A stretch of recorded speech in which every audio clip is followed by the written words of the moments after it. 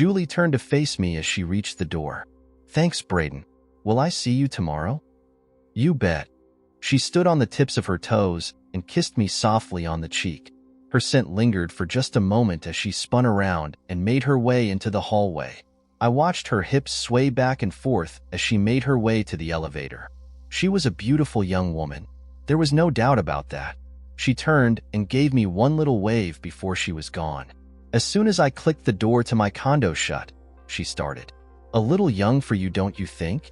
I paused, staring at the back of the door, wishing for a moment that there was a mirror there so that I could see the look on my own face. I waited, but it didn't come. Maybe it was finally over. Maybe I had finally moved on. I searched for the anger, but it wasn't there. Well, she is young, Melanie. I wouldn't know about the rest. I turned and walked past her without bothering to give her a second glance. I walked into my loft and toward the kitchen, suddenly feeling the need for a drink. I opened the fridge to take a quick inventory. There were the fruits and vegetables I liked. The chicken breast thawing for the dinner I was no longer in the mood to make. Yogurt, milk, energy drinks, and beer. I grabbed one, just one, of the 7 bottles left from the case that I had purchased almost a month earlier. It was a far cry from the pace I had set during the first year after my divorce. I heard her following me, the click of her heels the exact opposite of my bare feet. I opened the bottle and set it on the sparse stainless steel countertop. I opened the cabinet door to place the bottle cap in the trash, exactly where it should go. Everything was in its place, like it always was. Orderly, neat, clean. I made my way to the living area, crossing an invisible line delineating the large open spaces. Kitchen, dining room, office, bedroom, gym, living room. The furniture was all top of the line, but could never be confused for a matching set. The living room was no exception. 2 stiff, black leather lounge chairs on one side, separated by a metal end table and crystal base lamp. The chocolate leather oversized love seat was next, fronting a huge 60-inch LCD and a glass-topped wooden coffee table. But the recliner was my favorite. Plush tan leather, big enough to hold my 6 feet 4 inches frame. It was definitely comfortable enough to sleep in. Nothing matched, but nothing looked out of place. Each piece called to me when I purchased it. Everything had a story. Everything was me, so it fit. Everything except her. Not even going to offer me a drink? It was the first time I really stopped to look at her. She showed up unannounced. It was the first time I had seen her in 8 years. I was honest enough with myself to admit she looked good, beautiful even. But then again, she always had the looks. It was her other qualities that I had trouble with. I wouldn't want you to get the impression that your presence was welcome. You're not my guest. If you want something, you can find it yourself. I watched her spin on her heels and head back to the kitchen. I had missed that ass. It was perfect, after all. She knew it too, which is why, as she was at that moment, she most often wore a skirt that said, "Yeah, I know you're looking." I allowed my eyes to wander, toned legs, to the straps around her ankles, to the 4-inch heels of what had to be her very expensive shoes. I let my primal urges rule the moment as I imagined her bending at the waist was more for my pleasure than to search for whatever she was looking for. I was waiting for the longing to set in, a reminder of the pain and heartache that always came with being forced to look at something that wasn't yours anymore, something that had been taken, stolen, lost. What I felt instead was something altogether different. Pride. Maybe. It was definitely more of a, yeah, I've effed that kind of a moment. She returned having found her signature wine glass and Chardonnay.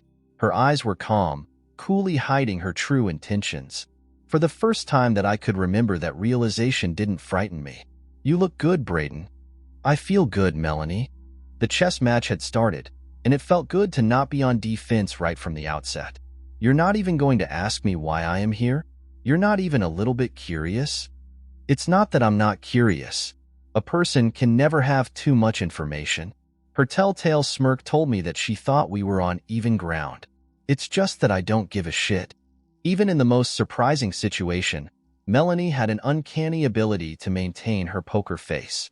I had first-hand knowledge of that fact, so it felt good to see her slight wince, even if it only lasted a second. She turned to face my wall, an 18-foot length filled with framed pictures of my journey. It was a floor-to-ceiling reminder of how I had gotten here and the lessons that I had learned. Rock bottom, that's the name for it. I had heard it mentioned. I certainly had never felt it, but that is where I started, right after Melanie divorced me and destroyed my life. I won't lie and say that ours was the perfect marriage. It wasn't. We struggled mightily in the beginning, mostly because we didn't have any more than $20 extra between us at any given moment. Still, we were young and hopeful and impulsive and committed. Our marriage didn't fail early on because we didn't believe that was even possible. After all, soulmates never gave up on each other. So memories and moments were created, like searching for loose change in the couch so that we could scrounge up enough to split a fast food meal and have enough left over to share a cupcake on our first anniversary. Or the time we made our first Christmas ornaments from paper and crayons and hung them on the fake tree that we found in the trash behind our apartment. When Melanie had them laminated before our second Christmas, I loved her even more. And more every year we placed them on the tree. Still, even when you love someone, they can be annoying. Melanie had a habit of reorganizing things. She'd remove and replace all of the utensils in the kitchen or the spices in the rack or everything in the hall closet, in a pattern that only made sense to her. Just when I had gotten used to the new configuration, she would do it again. It was a small thing, and wouldn't have even been a thing, except that once she was done, she couldn't remember where anything was. Han, where are the scissors? In the drawer somewhere. They're not where they were last week. Did you move them? Probably. I can't remember. Just keep looking. They are here somewhere. I would often have to go and buy a replacement of whatever was missing if I needed it with any urgency. Sometimes it would be weeks before things showed back up, and we were broke, so any extra expenditure was a problem. So, yeah, it was a little annoying. More often than not, though, I never thought about our lack of funds though, probably because of the S. I only had a hard-on any time she was in the room. She was as insatiable as I was. If we had 5 minutes alone anywhere, at any time, we were more often than not in a state of undress. I loved the sound of desperation in her voice when I was holding out on her. Please, Braden. Please. Oh, God. I'll do anything you want. Please. Then, after her arched hips fell back to the earth, I would stare at her exhausted body and watch her while she recovered. She was perfection with a slight sheen of sweat on her gloriously tanned skin. Her body was young and soft and voluptuous, an impossible combination of femininity and sexuality. And I loved her looks, and I never tired of her crystal blue eyes. Memories. Those were the important things. After the dust had settled on our divorce, and I had placed the cap back on the bottle, I had my first epiphany. Those hard years, when we never knew where the money for next month's rent would come from, showed me that, together, we could survive even the worst situation. For Melanie, they were a nightmare, never to be lived again. At any cost, I watched her peruse my collection. Her eyes gave her away with double takes at the photographs of places we always said we would visit together, back when our dreams were impossible but shared. She was the epitome of walking sexuality. The glass dangled in her fingers, the wine swirling to match the sway in her hips. When she tipped her head to look up at the pictures on the top row, her shoulder-length blonde hair draped across the shoulders of her silk blouse, opening the view to the gentle sweeping lines of her neck. The very neck I had dreamed of strangling so many times. I guess it's true. You really traveled to all those places? I did. She was watching me again, as if she was trying to anticipate my next move. Unfortunately for her, I didn't have one. You've changed. Oh, I doubt that is true. In fact, I know it's not true. I am the same man I have always been, perhaps with just a little more me and a lot less you. See, that's what I mean. You never would have said things like that to me before. Life is full of things we want to say, plan on saying, and dream about being able to say and remaining silent. We get lost in that silence, or we lose the person we should be.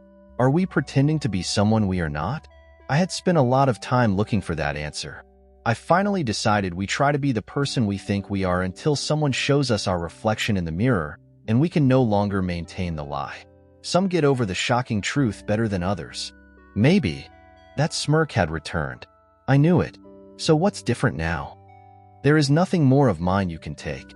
We are not connected in any way, and that means you can't hurt me anymore." She started to speak, a lump catching in her throat. I wanted to believe that she was moved, but I didn't, not even a little.